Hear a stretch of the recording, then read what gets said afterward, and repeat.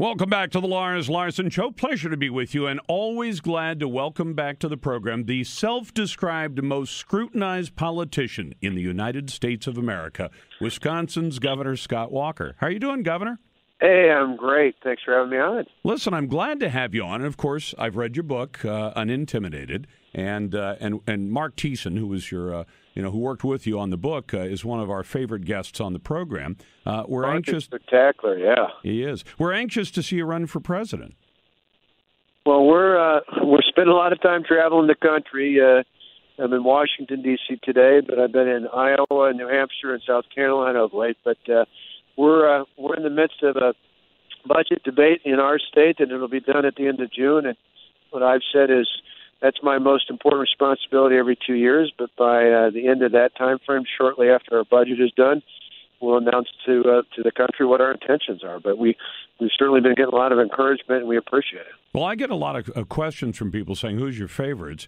And I say, I'm not going to pick somebody to endorse yet. Maybe I won't endorse anybody at all. But I always say that, watching governors run for president is the best because you've actually had some experience at actually running a large government where the job goes 24 hours a day.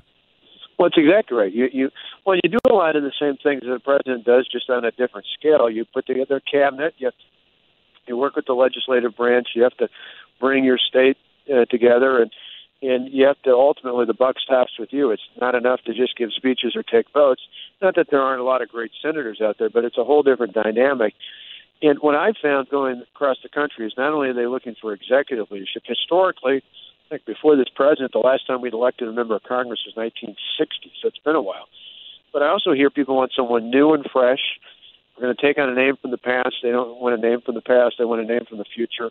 They want someone from outside of Washington, for sure. They feel just a total disconnect from Washington and want somebody who's going to come in and shake it up. But probably the most important thing for us, they say they want someone who can do more than just talk about it, who can deliver it. I think that's what's made me the most interested is I think we have consistently fought and won the big conservative battles to protect hardworking taxpayers, and I think not only does our base want that, I think increasingly Americans want that.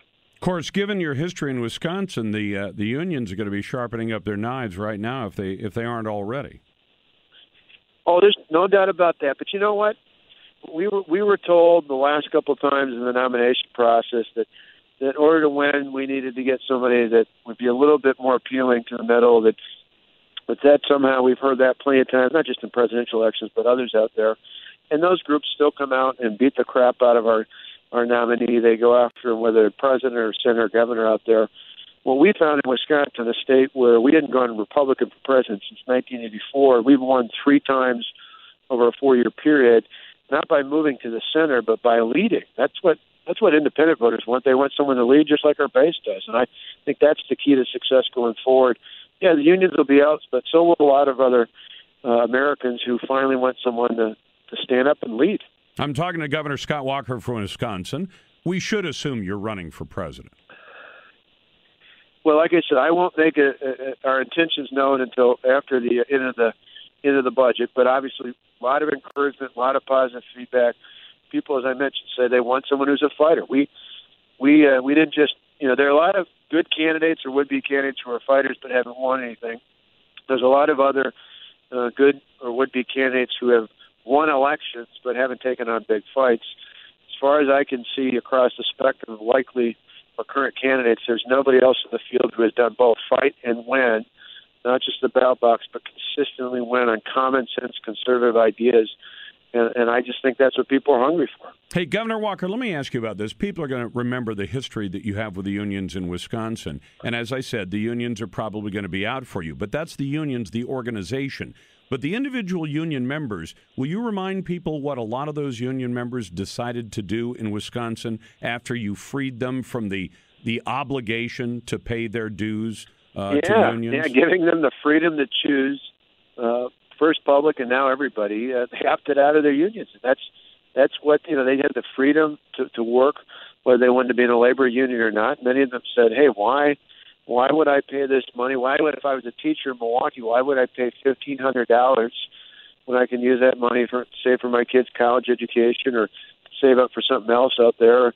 Why would I do that when now I can talk right to my principal? I don't need a union steward. And they left.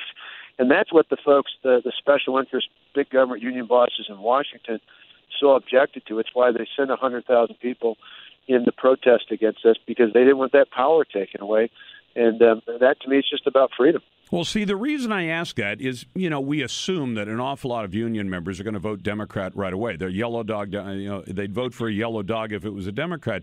But do you suppose that, given your history, that you can appeal to people around the country who are forced to be in those non-right-to-work states, half of them, totally. 25 states? In the recall election, one of the exit polls, I think it was NBC if I remember right, showed in the exit polls for self-identified union households, almost 40% of them voted for me. That says to me that given the chance, they're taxpayers as well. They don't want to be bound by the big government union bosses. They want a government that's more effective and more efficient, certainly more accountable. They want all these things just like anybody else out there.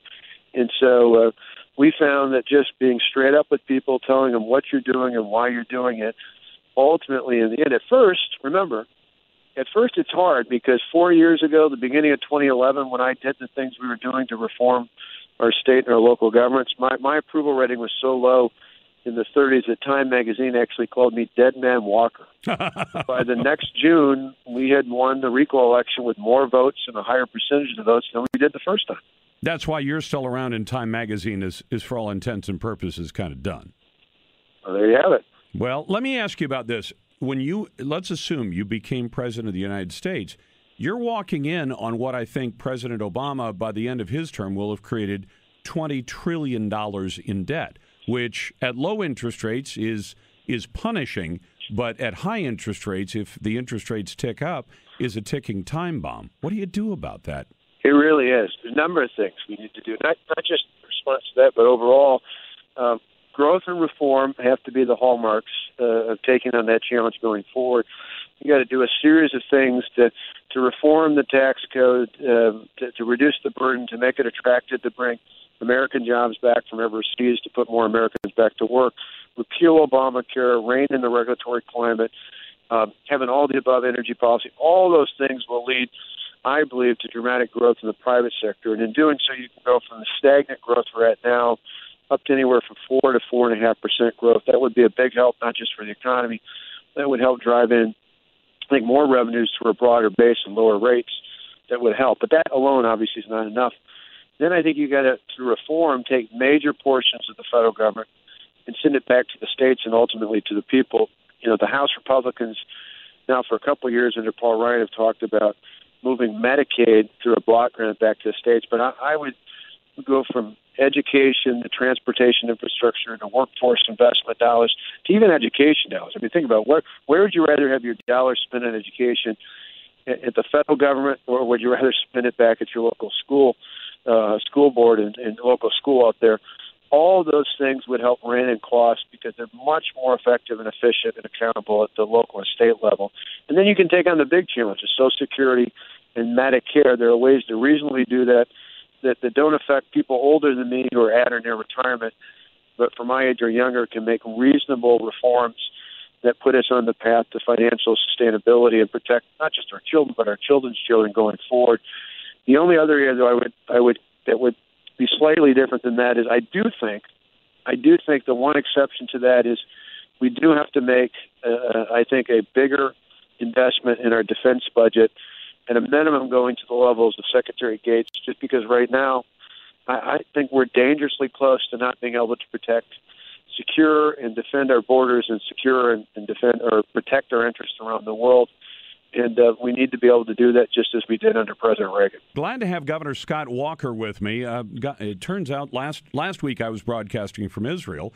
Get up in the morning, and in Wednesday's paper, I read that Governor Walker had been in the state of Israel same time we were, meeting with Prime Minister Benjamin Netanyahu. What'd you get out of the trip, Governor? Well, it was great on many fronts. You're right. We were on Tuesday. I met with Netanyahu. In fact, Ari Fleischer saw me afterwards and said, former spokesman for President Bush, and said, "Wow, did you guys know each other before that?" Because we hit it off well. He obviously knew about my comments speaking out about the Iran deal, and that if I were president, I'd pull back on that in day one. he knew about the things I had said about needing to reestablish Israel as an ally. So that was good. I met with actually a number of leaders in the Knesset and others while I was there. But Monday was probably, for me at least, the most significant. I spent the entire day traveling Israel in a helicopter. Went from Jerusalem to the Jordan Valley, up to the Golan Heights. Got out on the hill, looked at Syria, then went over and looked at Lebanon. Went down to the Sea of Galilee, which for me personally was just great to see the place where Christ lived as an adult, and to see where the Sermon on the Mount and the feeding of the 5,000 was. But then down went to Nazareth, over to Tel Aviv, and then down to Gaza. And I got to tell you, Gaza for me was really amazing because to be with the soldiers there, to see other local folks there, and to understand that just the pressure they're under, that within seconds they have to be ready to seek cover, and you realize the kind of threat they were in. And then I came back, and as we were heading to Jerusalem, they went up in the air higher and hovered for a while. And I could see the basin of the Dead Sea. I could see the Mediterranean. It's actually kind of cool. They pointed down and said that's about the spot they believe where David slayed Goliath, which is just cool to think about things like that. But you could see all around the threats that they faced and how close those borders were. And it was just such a reminder to me about why now more than ever America needs to be a firm ally for the state of Israel, not just for Israel's interest, but for that of the region and of the world. Governor Walker, do you think the current president has done right by our ally Israel? No. I mean, I've said this before, but back in the 80s when I was a kid, I remember this movie called Trading Places, Eddie Murphy and Dan Aykroyd. It's almost sadly like the sequel to that movie between Iran and Israel, in that we treat our ally like an adversary and our adversary like an ally. We need a leader in America, again, as president, who's going to reaffirm that Israel is indeed an ally and treat them as such. And we need to back away from this plan that I fear would allow Iran to go forward with an illicit nuclear infrastructure that was a danger not just to our ally in Israel, but to the world. Governor Walker, let me ask you, while I was there a week ago, I met with the former Israeli ambassador, Dori Gold, and he made a point I'd never heard from anyone else, and he said he went back and he checked how many centrifuges did Pakistan have when it became a nuclear power 28 years ago, and the answer is 3,000. The deal President Obama proposes, which is not yet a deal, proposes to let Iran have twice as many modern centrifuges as Pakistan had when it became a nuclear power. Ambassador Gold and I talked about exactly the same thing, and we went on to actually not only talk about Pakistan, we talked about North Korea. Remember the deal and many of the same arguments that were made back at that time, which is even more amazing because that was at a time when South Korea and Japan weren't even consulted, unlike Israel and the Sunni states of the Gulf region were not consulted, or for approval at least, in regard to this proposed framework of a deal.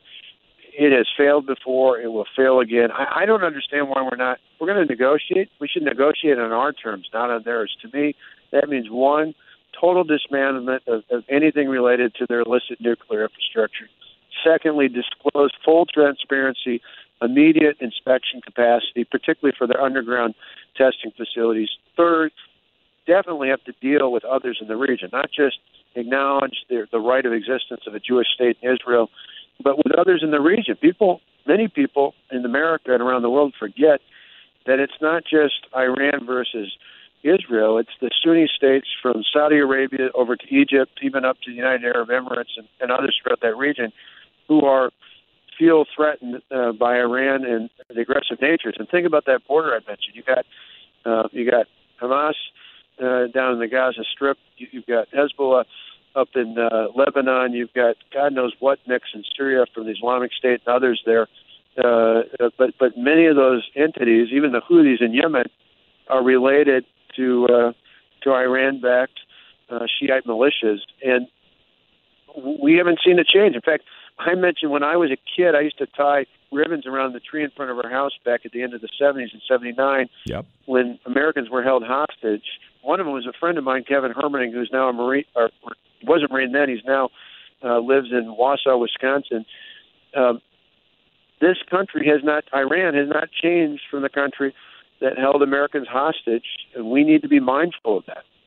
Governor, we're almost out of time, and I appreciate your generosity and time, but in the last 30 seconds, should we let Iran enrich uranium at all? No. I mean, that's to me, I don't get why we don't say, if you want to, we had them on their heels. We had them on their knees, gasping for breath for their economy because the sanctions have worked. After nearly 2 decades, they were crippled economically. They were desperate for assistance out there. We should be negotiating on our terms, not on theirs. Absolutely. And it's one more example of failure by this president. Great book about Governor Walker. You got to pick it up. It's called Unintimidated. I'm on my way through it for the second time, co-written with Mark Thiessen. Governor Scott Walker, thanks very much. Thank you. Take care now. You're listening to The Lars Larson Show.